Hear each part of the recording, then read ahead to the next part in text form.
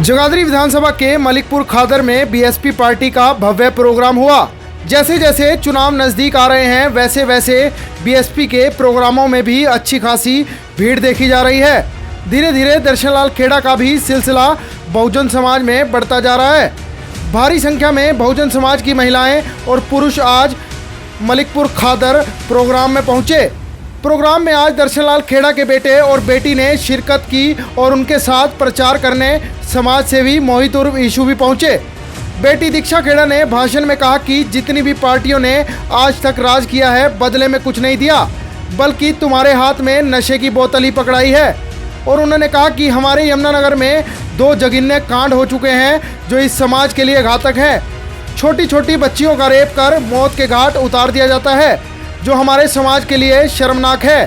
दर्शनलाल खेड़ा के बेटे ने कहा, भाजपा एक पार्टी ना होकर एक गैंग की तरह काम कर रही है, जो चीज़ आप देख चुके हैं। उन्होंने कहा कि लोकसभा चुनाव में आप लोगों ने कांग्रेस को वोट दी, अब देखिए कांग्रेस ही संविधान खत्म करने की बात कर रही है। उन्होंने कहा कि अब अपना जगाने का समय आ चुका है, अपनी वोट इधर उधर डालकर खराब नहीं करनी, क्योंकि आपकी पार्टी बसपा है और आपके हक की आवाज़ उठा सकती है। क्या कहा भाषण में वो भी सुनिए। बात महिला सुरक्षा से करते हैं, क्योंकि महिलाओं के क्षेत्र में मैं काम करती हूँ। आपने बुढ़िया और दशहरा वाले कांड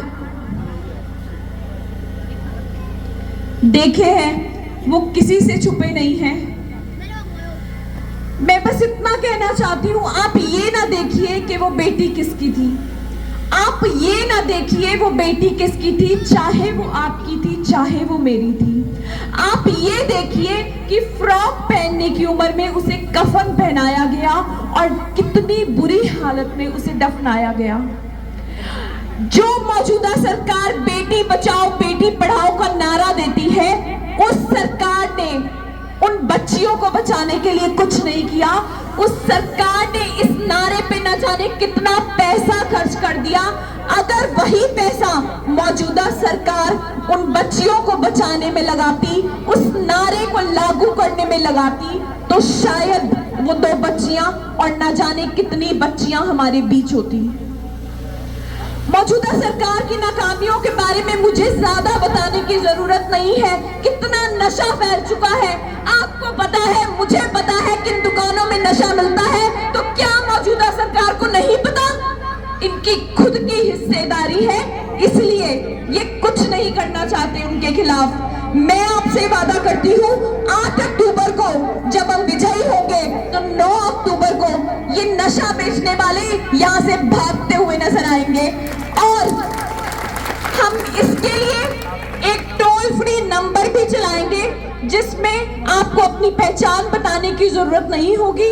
आप सिर्फ उन दुकानों के पते बताएंगे, ये बताएंगे कि किन दुकानों पे नशा मिलता है, और हम उन दुकानों में छापे मार के उस नशे की दुकान को बंद कराएंगे। और यहाँ से जगाधरी विधानसभा से हम नशा बिल्कुल खत्म कराएंगे। चाहे वो नशा बेचने वाले या नशा करने वाले हमें वोट दें या ना दें, लेकिन हम उनके लिए सख्त कार्रवाई करेंगे। क्योंकि जिस घर में नशा होता है उस घर में तो मौत जैसा माहौल बन ही जाता है, लेकिन उस घर में जिस घर की बेटी होती है, उस बेटी के घर पे भी मौत जैसा माहौल होता है। तो एक नशा करने वाला व्यक्ति 2 घरों को बर्बाद कर देता है, बिल्कुल तबाह कर देता है। कांग्रेस ने पिछले इलेक्शन में ये कह के हमसे वोट मांगा कि हम संविधान बचाएंगे, लेकिन आप सबको पता है, मैं सिर्फ याद दिलाने आई हूं कि वो कांग्रेस जो बाबा साहिब की सगी नहीं हुई, जिसने बाबा साहिब का इतना अपमान किया, जीते जी, क्या वो कांग्रेस हमारी सगी हो सकती है? क्या वो संविधान बचा सकती है?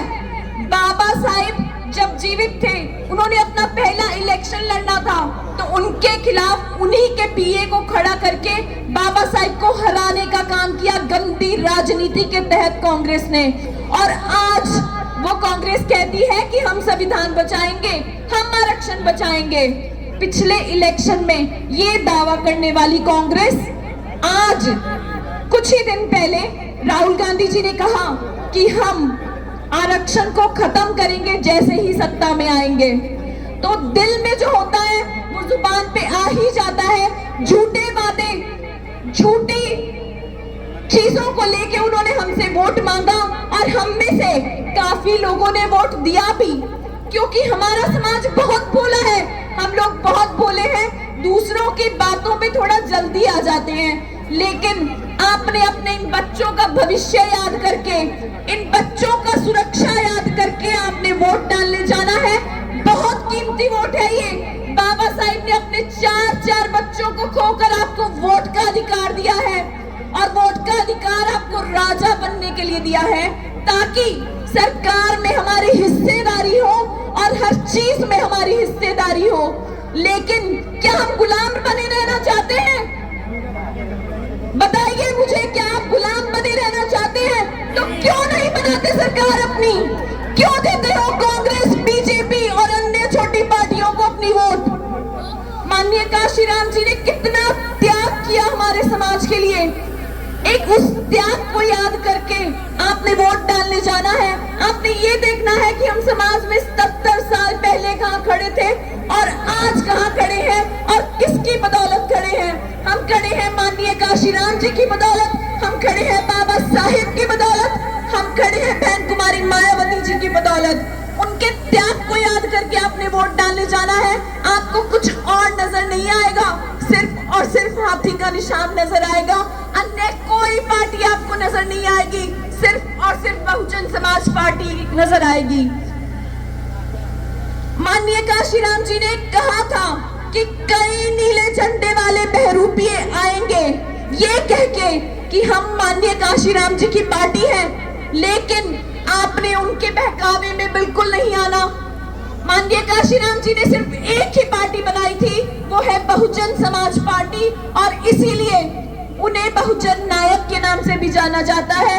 आप सब ये बातें जानते हैं, मैं सिर्फ याद कराने आई हूँ। इसीलिए माननीय काशीराम जी ने एक नारा दिया था, नीला झंडा, नीला झंडा, नीला झंडा, सब बोलिए नीला झंडा। और हम उस बात को भूल के दूसरों के बहकावे में आके इन बच्चों के लिए जहर की शीशियां खरीद रहे हैं। हम कांग्रेस, बीजेपी और झाड़ू जो नया कांड आया है आज, उन सबको वोट देके अपने बच्चों के लिए जहर की शीशियां खरीद रहे हैं। इस बात को आप याद रख लेना। आप सभी साथी इतनी भारी संख्या में हमारे लेट होने के बावजूद यहाँ रुके हुए हैं, ये इस बात को दर्शाता है कि चुनाव के प्रति यहाँ आप लोगों में कितनी ज़्यादा जागरूकता है। आप अपनी पार्टी को, अपने निशान को पहचानते हैं, आप जागरूक हैं। आपने पिछले 10 साल में भाजपा का शासन देखा, उससे पहले 10 साल कांग्रेस का शासन देखा। आज भाजपा के शासन के बारे में तो मुझे किसी को बताने की जरूरत नहीं है। उन्होंने आप लोगों के साथ क्या किया, क्या क्या जातियाँ की, नशे के बारे में वो सब आपको पहले बता चुके हैं। भाई ईशू ने बहुत अच्छी तरह से आपको बताया, मेरी बहन दीक्षा ने आपको बहुत अच्छे से बताया। ये सभी लोग किस तरह से काम करते हैं। भाजपा एक सरकार ना होकर गैंग की तरह काम करती है, ये सब आप लोग देख चुके हैं।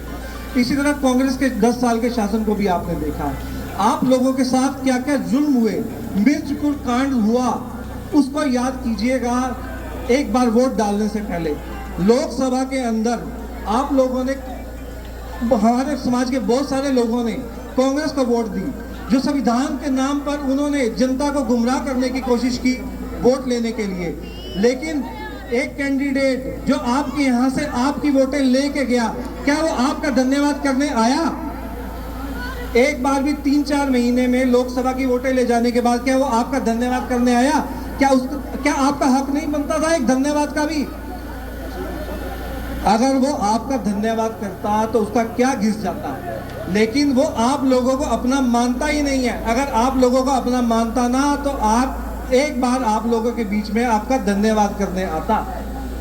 कांग्रेस का प्रत्याशी जो जगाधरी से है, पहले बहुजन समाज पार्टी से आप लोगों के बीच में रह के गया है। आप लोगों ने बहुजन समाज पार्टी से उसे जिता के भेजा है। आप उससे पूछिए पिछले अपने 5 साल के कार्यकाल में डिप्टी स्पीकर रहते हुए, जो एक बहुत बड़ा पद है, उसने आप लोगों के लिए, गरीब जनता के लिए क्या किया? अपने साथ घूमने वाले गाड़ी वालों के लिए तो बहुत कुछ किया होगा शायद उसने, लेकिन जो आप लोग गरीब जनता है ना, उसके दरवाजे पे 2-2 घंटे इंतजार करना पड़ता है आज भी। अभी तो वो किसी पोस्ट पे भी नहीं है, जब तब था तब तो जनता 5-5 घंटे इंतजार किया करती थी।